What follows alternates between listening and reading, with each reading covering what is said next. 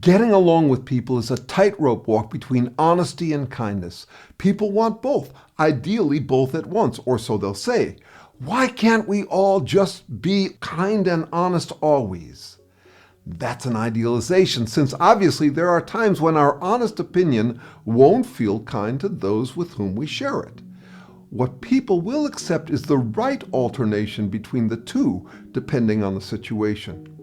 You ask a friend what they're up to. They share their latest news. What do they want? Well, maybe they're feeling a little shaky and need kindly affirmation that they're on the right track, or sympathy for what they're going through. Or maybe, since you're friends, they want your real, honest second opinion, your honest perspective on their situation. If you offer nothing but encouragement, they might feel like you're pandering or humoring them. Why can't you just be honest? If you offer honest criticism, they might feel like you're being unkind. Why can't you just be nice? They don't necessarily know what they want from a particular interaction, and neither do you. You have to guess, and sometimes you'll guess wrong.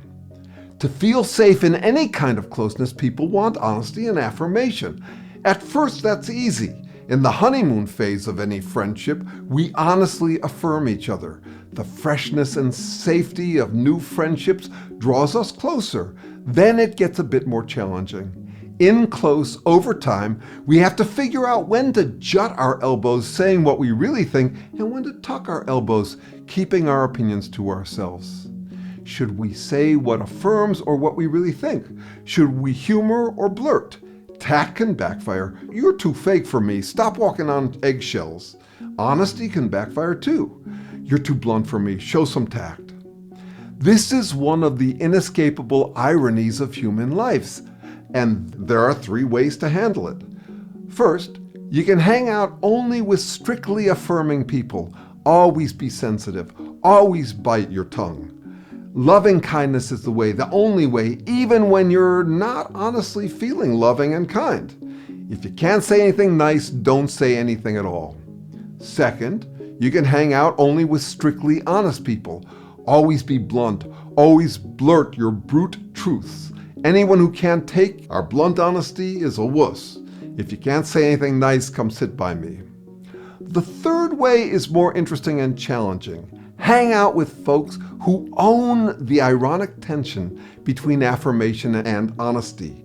Ironists who try to get the balance right, and when they get it wrong, apologize, laugh at themselves, and learn more about how to deal with the ironic tension. The challenge of finding, as the poet Philip Larkin puts it, words at once true and kind, or not untrue and not unkind. Why do I call that irony? Well, what is meant by an ironic situation? It's when we make a good decision and ironically it goes badly, or when we make a bad decision and ironically it turns out well. An ironic attitude admits that our best guesswork matters a lot and can also fail. Irony treats guesswork as crucial to get right, knowing it could go wrong. It's recognizing that life is both serious and slapstick, and that we don't get to control when it's which, and therefore must deal with each other carefully and casually.